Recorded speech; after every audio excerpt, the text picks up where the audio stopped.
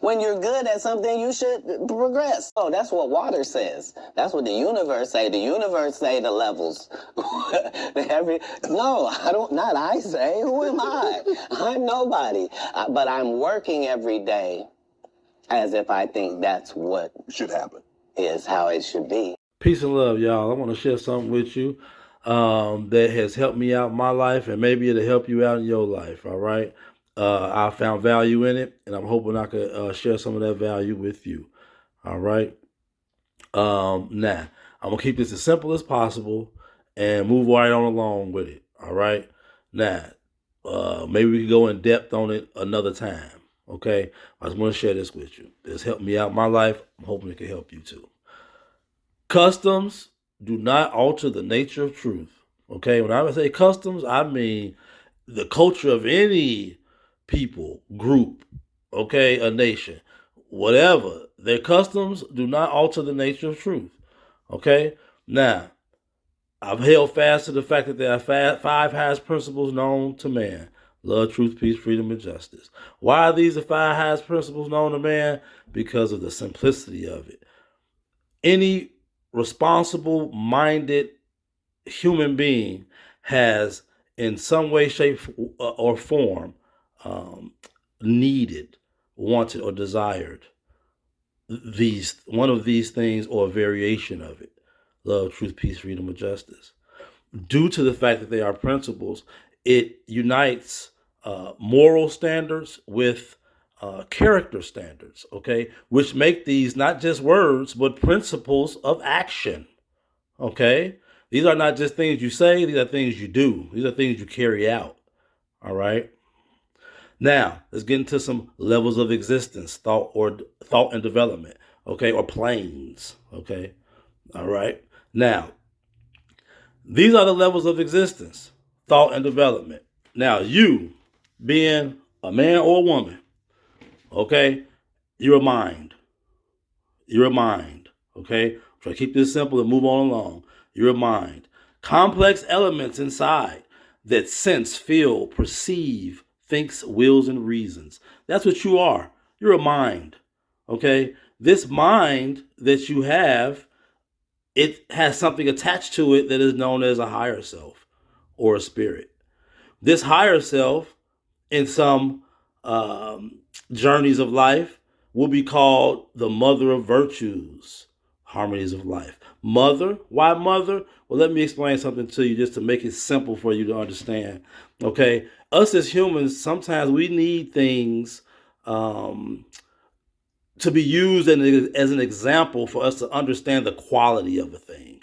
All right. So the higher self being called the mother of virtues is for you to understand the quality of it. What is the quality of a mother?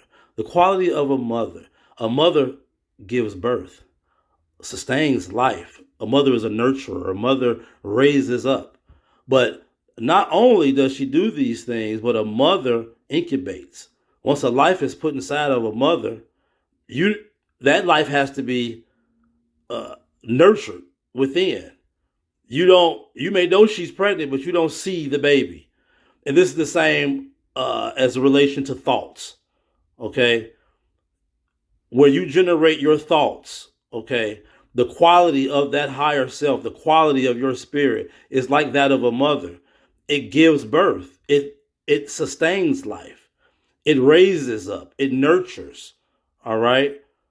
Now, when thoughts are developed, you may have a thought in your mind, but that thought may not be seen by others. But that thought is something you can give birth to, sustain, nurture, and raise up. Okay. It's something utilized for you to understand the quality of it. Don't get so caught up on it. I'm going to keep this simple as I can and keep moving along. All right. The higher self, otherwise could be called the spirit, mother of virtues, harmonies of life. That word harmony, you guys got to keep in mind. All right, we'll get back to it later. But for all you people who like to push unity, harmony transcends unity. Harmony is the goal. Harmony goes beyond unity. We'll get back to it though. So this higher self, the spirit, is the mother of virtues or the nurturer of virtues, harmonies of life. It breeds justice, mercy, love, and right. All right, bam. This mind also has attached to it a lower self or a flesh, the body. All right. Now, the negative counterparts of your body, of your flesh, all right, is devil, Lucifer, dragon, Satan, beast. All right. Now, these are not fairy tale creatures. These are character traits. These are things that exist within you. These are the negative components of yourself, traits of chaos and confusion. All right. Laziness, bad habits, toxicity, as they say. All right. The lower self breeds hatred, slander, lewdness, murder, theft, and everything that harms. It is the carnal desires. All right. You'd be willing to hurt somebody to get some things done. This is the negative part of your lower self, the negative part of your flesh, rather. Okay. So this mind of yours has attached to it a higher self or a spirit and a lower self, a flesh. The higher self breeds justice, mercy, love, and right. The negative counterpart to the higher self, the lower self, breeds in its flesh hatred, slander, lewdness, murder, theft, and everything that harms. All right. That mind has these things attached to it. Now, that mind, let's call it a soul. All right. That soul is housed within that mind. Okay. Now, you, that mind, man or woman, that mind, that soul within, you are the line uniting divinity and matter. Yes, because you have the ability to take a thought and make it reality. All right? You are the line uniting divinity and matter.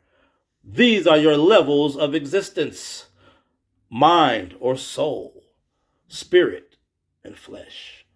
Let's get into your levels of thought and development. All right. Every mind, man or woman, all right? Every mind has certain things that it combats against, these 5 foes or enemies, all right? Every man, woman, child, I don't care who you are, has in some way, form, shape, or fashion dealt with or is dealing with in some way instability of man, inconstancy, weakness, insufficiency of knowledge, or misery. Man, mind, keep it in mind, okay? Let's not get caught up. Mind, okay? Because everyone has had a moment, a time where they have thought from a point of weakness or reasoned from a point of insufficiency, okay? You've dealt with this. And in some cases, you may have inherited some of these traumas and weaknesses, all right?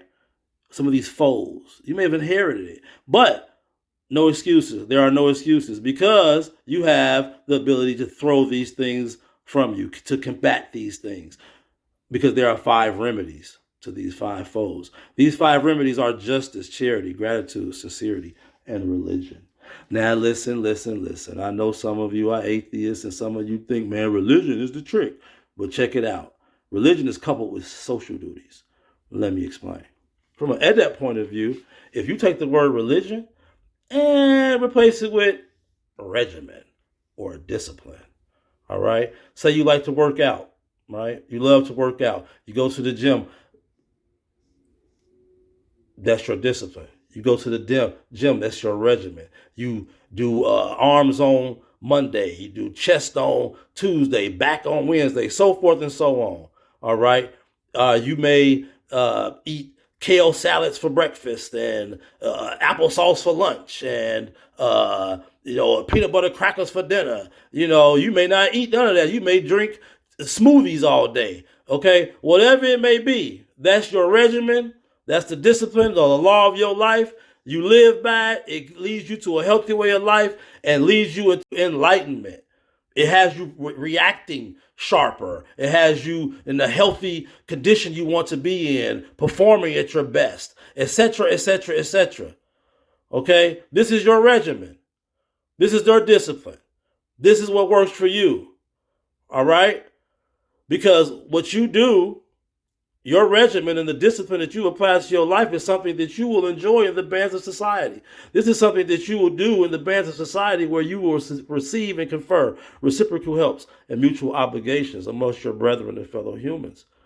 So don't get so caught up in religion from a dogma. You may be a Buddhist, you may be a Muslim or Christian or Baptist or Mormon or Mason or whatever you may be. Okay? Because within any of this and all of this I just said to you, nowhere did I mention to you, this don't apply to you unless you own a certain landmass. Well, this don't apply to you unless you a certain race. Well, this don't apply to you unless you take a trip somewhere. This don't apply to you if you got tattoos or if you got piercings or, you don't walk around somewhere 1,000 times or pray a certain way. I've said none of that in any of this because customs do not alter the nature of truth. Whatever your particular regimen is, whatever particular regimen or discipline or law that you've applied to your life for you to have a healthy way of life that has led you to enlightenment may not work for everyone else. So within this, it leads you to an infinite wisdom, limitless, endless. Okay? Because how can I tell you all of this and then say, well, this don't apply to you unless you got to take a trip somewhere and burn sage and rub on some rocks. You don't have to do the hokey pokey to turn yourself around, people. Okay? You just have to know the truth because customs do not alter the nature of truth. But if you have a particular discipline or regimen that works for your life, then by all means you follow it and you stand on it. One more time for you. Your religion or your particular regimen or discipline, law of your life, it leads you to a healthy way of life. It leads you to enlightenment. If that makes you a better person, if that makes you a better father, mother, daughter, son, whatever, a better person in your household, a better person within your community, okay, a better person within your government or your nation, by all means, you should follow that particular regimen of discipline if it betters your conditions and betters you as an individual, for sure. Other people may not benefit from your particular regimen or the discipline of the people of your particular culture or way of life because customs do not alter the nature of truth.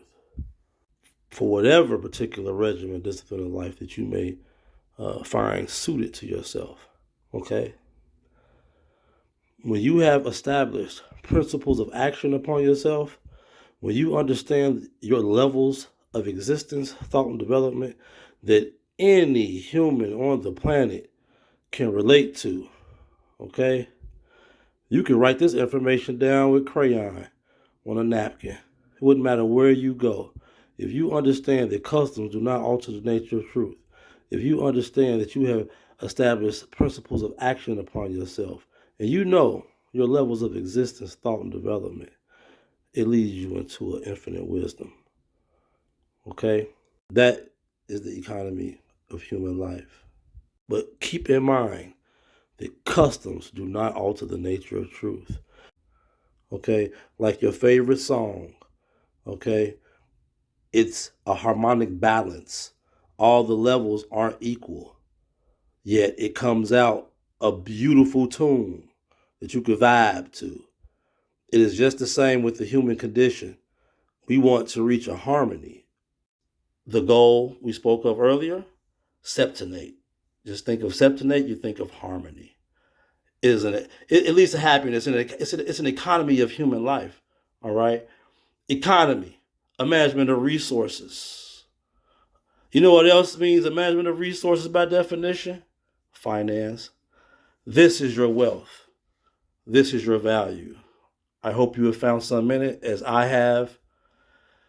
Peace and love. I'm just trying to get money. I ain't trying to get hoes. The city make you kill a nigga though.